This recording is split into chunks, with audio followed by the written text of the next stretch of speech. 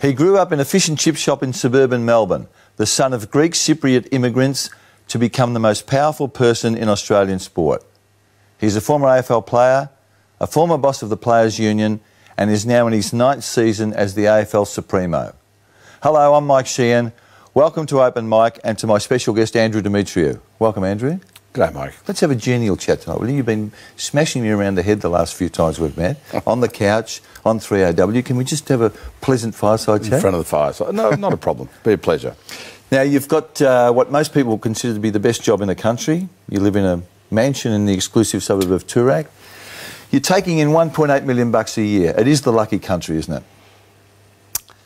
You've heard me say this on many occasions. It's a great privilege to serve the game. I've always believed that from the time that I was appointed, that this is a wonderful game that's been served by wonderful people. My predecessors have done a fantastic job, back from Alan Aylett through Jack Hamilton, Ross Oakley, Wayne Jackson. I'm probably just in the long line of beneficiaries, to be honest, Mark. So I've never taken it for granted. Understand fully the obligation that all of us who serve at the AFL have to the game and to the public. And I've always believed I'm very, very lucky and very, very fortunate to be in this role. You're a 100-game player, which is no mean feat. What sort of footballer were you? I mean, I remember watching you play. My memory was that you were lean, quite quick, and had a shocking moustache. Well, the moustache was a highlight. I had a bit of a mullet there at one stage. Oh, look, I was probably a good ordinary player, as Jack Dyer would say. I certainly wasn't blessed with lots of ability. I couldn't mark. Kicking was okay. I sort of honed those skills over a long period of time. I guess I had pretty capable hands. I didn't fumble that much. I mean, Slug Jordan told me that at training one day in under-19s, you don't fumble, son.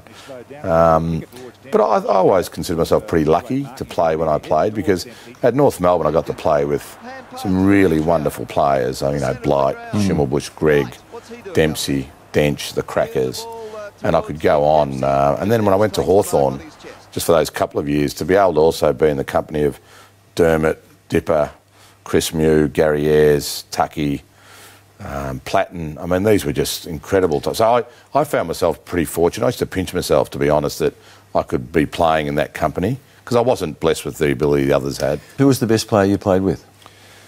Well, the best player during that time for me was in 1981, when we had Malcolm Blight as captain coach. I used to marvel at Blighty's ability. He was an incredible player. He didn't train much because he was getting on in years, and he had all sorts of issues with varicose veins, and plus he didn't like training, I guess. But he'd train on a Thursday night and come out and kick 6 or 7, and he did some mercurial things on the ground. So he was a beautiful player to watch. I mean, just a beautiful, balanced player. Why did you go to Hawthorn? I got chopped at the end of 87. Was that Cabes? No, the coach was John Kennedy then. And as it turned out, it got spoken to by Footscray. Mick Malthouse was coach, and Hawthorn. And I thought Hawthorn was just a wonderful club. I was living in Kew. I was teaching. So I thought Hawthorn's not a bad place to go. It's not far to travel, and they're a wonderful club. They've had great success. So if I could sort of make it into that team, I'd feel pretty privileged, and I got to play a couple of games, so I was pretty thrilled with that. Were you a sledger? My guess is you probably did have a bit to say on the ground, were you? No, I wasn't a sledger. In fact, if I sledged anyone, it was probably umpires, which I don't. You can't do that. I know the rules. They weren't some of my great moments, but no, I don't think I was a sledger. In fact, I was probably the opposite. Now, lots of recent speculation about your future. I don't mean in the immediate sense, but in the not-too-distant future. Have you set a path in your career? I mean, are you at the AFL for a specific term or not? No, not really. We've never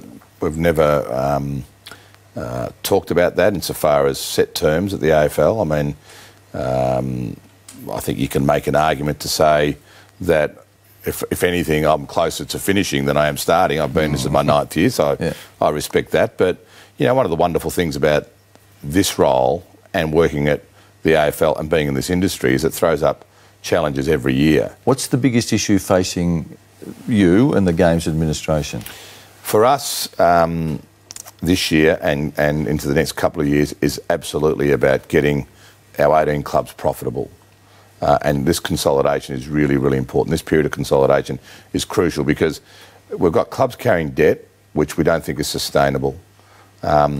We've got clubs about to enter into, more exposure because they're buying poker machines in Victoria that they've committed to. So we really want to tackle this debt issue, Mike. We took on debt last year for the expansion, and that'll be taken care of. We're planned for that.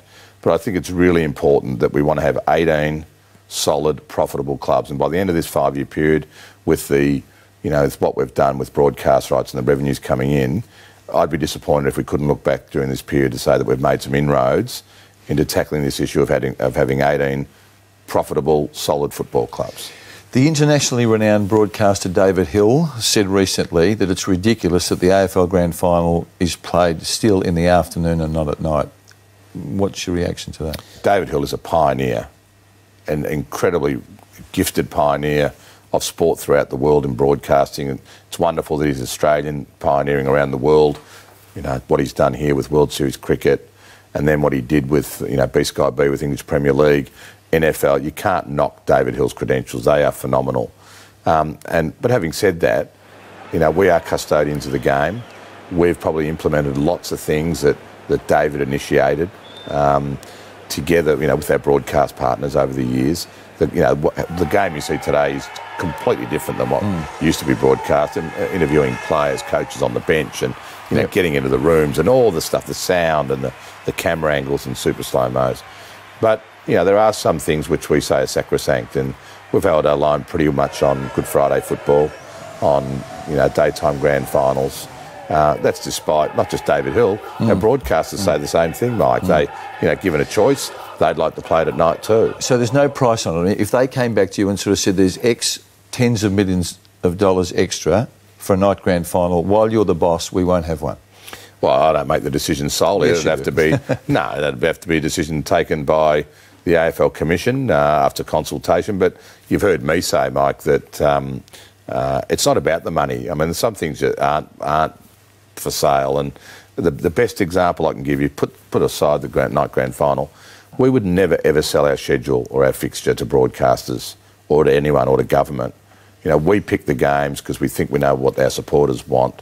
We think we know what we should put on Friday night, Saturday afternoon, Saturday twilight, Saturday night, etc., etc. And wouldn't matter what was offered to us. We would never give that right up, never. Wouldn't matter if it was a number that would blow us away. We wouldn't sell it. Okay. Early days, I understand that, but who do you think might play off on that famous meatloaf day on the calendar of the grand final? Yeah, well, it won't be meatloaf playing. I'll give you the big tip. Whose selection, just before we go to that, you're all hand-passing that around the office like Diesel Williams. No, I've accepted it. You've accepted it. I've accepted it. We had a choice of Brian Adams. We had a choice of Brian Adams and Meatloaf. And bloody hell, Mike, give me Brian Adams all day, every day. That's not retrospective. No, but look, got that one wrong. But I think Hawthorn are going to be I think Hawthorn are going to play off for whatever reason. I'm probably like everybody else. I've thought that for a while, particularly watching them in last year's preliminary final. And the other team, I quite like Collingwood or Carlton, but I don't know why. You haven't gone out on a... you've left, I suppose, the Premier out. Yeah, but I mean, Geelong, they win every second year, Mike. What will be the headline entertainment act in Grand Final Day this year? No meatloaf. Well, the ACDC deal, will that be extended into an appearance on Grand Final Day? I don't know. I mean... wouldn't you know, though? If you've done a deal with them, wouldn't that have... No, not necessarily. I mean, ACDC traditionally do not play at sporting events, so we know that. But what I do know is that our act this year at the Grand Final better be good, because despite what people say, if anyone ever says that the pre-match entertainment doesn't mean anything on Grand Final Day, they are delusional. I agree with that. There's a view that you're creating this media unit which will be football's version of Pravda. You'll have, it's allegedly having... That's normally a view that's put out there by the media. Even before the media unit. Yeah. More than 100 people in it. Is that true? 105. 105 people. And are you going to demand that the clubs issue their stories through that media unit? No, not at all. In fact, the clubs from time to time will issue stories through their own websites, Mike, as they do now. And you've even seen Collingwood the last couple of weeks on Fox Footy Channel with their program where they've broken the story of Scott Pendlebury's 4-year signing, and they've broken the story of... Well, they haven't actually broken it, Andrew, have they? I mean, it's their own story. No, I know, but they've done it through their own program. Isn't that sanitised? Is that healthy? If you're taking the media, if I put my media hat on, isn't it healthier if we've got an independent media getting those stories rather than them being issued by the clubs and the AFL on a timetable that suits them? I think it's very important that what you just said is maintained. That's an independent media. And you shouldn't underestimate that the AFL and the clubs can be independent as well. I mean, our charter is to have a reputable, credible AFL media division. What about if they whack the chairman or the CEO? So be it. I mean, I get whacked every day. No, but I'm talking about people that you're paying. Doesn't worry me. I don't go in there and I don't say to the editors or anyone, please write this or please write that, and you went a bit hard on that. I don't do that to people that aren't part of our... you know my view. I've never rung an editor to complain about a story, or I've never rung... Is that true? Absolutely true. You've never rung an editor to complain about a story or its treatment? No. My view is, and you can ask Peter Blunden when he was editor, or Simon Pristall, or you can John Hardigan. The only time that the AFL takes umbrage with a story through me is if it's factually incorrect.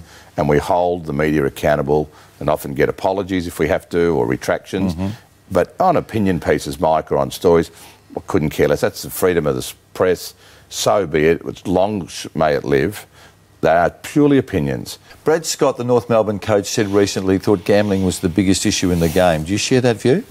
It's an issue in the game. There's no doubt about it. I don't know if it's the biggest issue in the game. I mean, we've got lots of very big issues. But it's an issue. I mean, we've identified that, and you've heard Adrian Anderson and I say one of our great challenges is the integrity of the game. And the integrity of the game is threefold. One is we must have a salary cap that is complied with. Two is we've got an illicit drugs policy, and we've also got a performance-enhancing drugs policy. So we can't have performance-enhancing drugs come into the game. And the third one is this issue around information sharing, betting, gambling that could pervade the industry. If any of those pillars, Mike, get attacked and the public starts doubting that what they're watching on the ground is not pure, it's a massive issue for the game, because you take away the pureness of the game, whether it's salary cap, they're cheating or not cheating, or is he on drugs or not on drugs, or are they throwing the game because of betting? That is the potential. It's a long way back from there. It is. I must say, there is some confusion and some apparent conflict with so many football clubs are involved with betting agencies, and yet you're so strict on the betting in the game. You don't see a conflict there? I can understand why people think that's a conflict, but we're involved with betting agencies. But I've got to say that if we weren't, we'd never get any information. Up until the time we all signed with the betting agencies through legitimate agreements, up until then we didn't get any information on the betting. And now we get all information on the betting sheets. That's how we track the trend. That's how we find people who are betting. That's how we've got our sort of anti-corruption unit established, Mike. So that is very important as part of tackling and challenge and really having a go at this integrity issue. You're a punter. You're a keen punter. I mean, I am. You love the races. Did you bet on football? I reckon before I joined the AFL, I would have had a footy quad. I would have had a footy quadrella. Not very successfully. Is there something that, I mean, talking about the punt, I know you like it and I know you love the racetrack. Are there other things that you've got 4 kids? Have you got time to actually pursue an active hobby like you golf? Are you still interested in golf? Interested in golf, but I just haven't got time to do it. Not because I don't have time to do things in my private life, because I spend all my private life with my wife and children, which I adore and I love. And they're very special times, and probably the greatest joy that I can think of, Mike, in my whole working career at the AFL is that my twins were born 2 days after I started the role, and we've got 4 children now who've all been born during this period.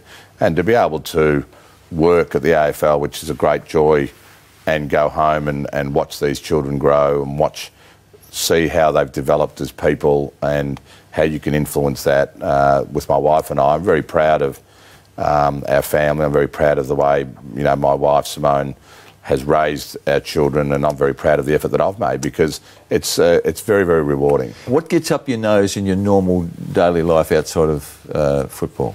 Away from work, certainly as a keen observer of what's going on, as you need to be. I think I'm probably like most members of the general public. I think you actually want you want to believe that that people are. I think we're all looking for leadership, Mike, and I actually think that people want to, have faith in some strong leadership. That people aren't going to spin. That people aren't going to be getting people to say things they don't really mean. It's just a political statement you're making here, is it? Well, it's not just about politics. I think we're short of great leadership, Mike, and I think that we are screaming out for leadership. I'm not being. It's just not being critical of the Prime Minister or the opposition leader or political leaders. I think we are yearning for strong leadership and for people to follow strong leadership. And I think the world's probably devoid of strong leaders at the moment, Mike. And it's probably for a number of reasons, but one certainly is because I think people who are paid to be very good at spinning things have taken over the debate. Which takes us back to the media unit, does it not? No, it's in your eyes it does, but I think they're going to be a very credible and reputable media organisation. There was speculation about you going into politics if and when you finished your time in football. Have you got? I know you're interested in politics. Have you got any interest in a political career? No, for the 109th time, and no, and not interested. I wouldn't be good at it, and I have no interest in it. After the break on Open Mic, Andrew Demetriou talks about Matt Rendell and the Jason Mifsud saga. Can I take you back to the so-called Rendell affair, the Matthew Rendell? It was almost became a scandal with involving the Indigenous players and his provocative statement. You were able to extract an apology from Footy Classified on Channel 9 about something that they said, the implication being that you had lent on Adelaide to chop Matty Rendell. You're very sensitive about that. I raised the issue with you on radio and you reacted quite angrily to it. Well, because it's not true. And I think the fact that I say it's not true, I think you should take me at my word, Mike. I don't tell lies, just don't do it. And secondly, you've heard Stephen Trigg say that he made the decision alone and he wasn't influenced by me or anyone at the AFL, and nor should he be. He's a CEO of a football club that's a very, very fine football club. Matt Rendell is was their employee, so they've got the relationship. He's privy to information I wouldn't even know about Matt Rendell and the Adelaide Crows. So, as I said back then, and I'll say again today, they handled it, in my view, properly. They handled it appropriately from the point of view that they sat down with Matt Rendell, their employee, and went through that. And Matt Rendell, since then, has apologised unreservedly. He's had the benefit of Frank Bassini, who's gone over to sit down with he and his family and go through the process of why some of those comments were insensitive. And he's accepted that. And I think the fact that he's accepted that now is probably a time to everyone to draw a line in the sand and move on. Because I've said, Matt Rendell is welcome back into the football fold at a point in time. Shortly after sitting down with Andrew Demetriou, the Jason Mifsud saga rocked the AFL. We revisited the AFL boss this week to see how the dust had settled. As much as we wanted to keep it warm and fuzzy, Andrew, AFL football's a political hotbed, as you know well, and there are some issues, aren't there? Certainly, there always are. The Jason Mifsud affair, in all its parts, has to have been a major distraction. Of course it is, but as I've always said, when those issues crop up, regardless of whatever the issue is, you deal with them. You deal with them openly, as transparently as possible. You don't ignore them and you tell people the truth and you get on with it and you move on. Well, someone's not telling the truth in this instance, are they? Because there are contradictory stories coming out of the AFL and coming out of the Melbourne Football Club. Well, I think thankfully last week when there was a mediation between Jason Mifsud and Aaron Davey that was conducted by Frank Bassini, I think they got to the bottom of the fact that there was a misunderstanding, and you heard Jason acknowledge that he misunderstood what Aaron Davey said. He's acknowledged that, he's apologised, and of course Aaron Davey's accepted that and also gone on to say that he's got great faith in Jason. So look, that was messy. We're not shying away from it. It was unfortunate. The Melbourne Football Club I think was harmed in that process, unfortunately. They've been really amazingly, I guess the word is resilient through this period, particularly as they lost their major sponsor on the back of it. And I think that they'll come out of it well. But it has been messy, but it doesn't detract from the fact that you still got to deal with these issues, Mark. Did Jason Mifsud take a hit for the team to protect Aaron Davey? No, I think I'd take Jason. Let me expand on that. Jason was very, very clear in his recollections of his discussions with Matty Rendell yet in the finish said he wasn't quite sure what he'd heard from Aaron Davey. Well, no, he said, and I wasn't at the mediation, he said that he acknowledges that he misunderstood what was said. And everyone agrees and understands that there was no truth to that story. I think, unfortunately, Mark Neild was cast in a certain manner, which was unfortunate, and people have apologised to him for that, for any hurt to he and his family. I think it was terribly unfortunate that an article was written by Grant Thomas when he should never have written such an article and it wasn't substantiated. But there are lots of lessons to learn out of this, Mike, and I think as an organisation we have, and I think Jason has, and hopefully people can move on. Is Matty Rendell entitled to feel hard done by on reflection? I mean, you were very emotive and blunt in your responses initially. Do you think you might have overreacted at the time? No, I've said repeatedly, and I know people are trying to draw an analogy between what happened with Aaron Davey and Jason with the Matt Rendell situation, but you've got to remember, Mike, we went through the right channels. We spoke to the CEO, Stephen Trigg, asked him to speak to Jason Misford to get the story that he'd heard, and then he asked Matt Rendell about that story, and Matt Rendell was asked to go away and think about his position. After a couple of hours, he came back and he resigned. And since then, he's been afforded also some counselling from Frank Bassini, which I think, from Frank's perspective, went well. He's learnt from that and he's apologised from that. The nicknames, Andrew, Capel, Gomez and Vlad. Now, and the Sheik. Alan Jeans called me the Sheik. That's right. Now, they all have implications about ethnicity and colour. Yeah. Has that heightened your awareness of the sensitivity of racism in football? No, because I've got dark skin, so they're all probably appropriate to me. I've always taken them, Mike, as a term of endearment, to be honest. And at North Melbourne, I was Capel, and that's Capel Dev. Capel Dev, yep. And I had close friends at North Melbourne. When I went to Hawthorn, it became Gomez from Adam's family, and of course we had Sheik, which is Alan Jeans, and the way Alan said it, it couldn't help but like. But no, I've never taken them in any other way other than a term of endearment. Okay, let's finish on a pure footy note, Andrew. Take us back to the day you diced with death, North Melbourne and Hawthorn, MCG, you crossed paths with the famous Lee Matthews. It was 1982. I can remember that. Dermot played his first game. It was a final. It was at the MCG. I remember it well because it was the first time my mother had ever come to watch me play a game of football. It was also happened to be her last time she ever came to watch me play football. I remember ball coming into the forward line, the Hawthorn forward line, and I remember chasing whoever I was chasing. I think it might have been Rodney. I can't remember.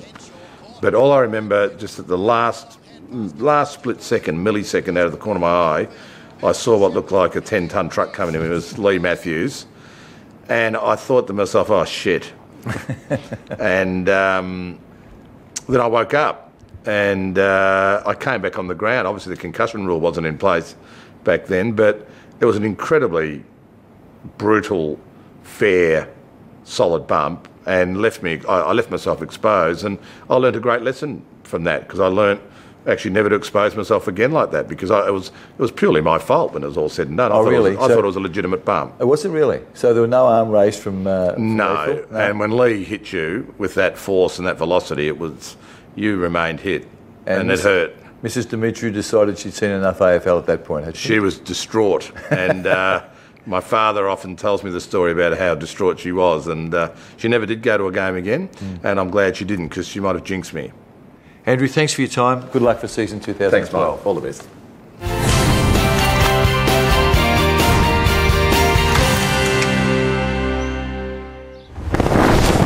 This has been a Fox Footy production.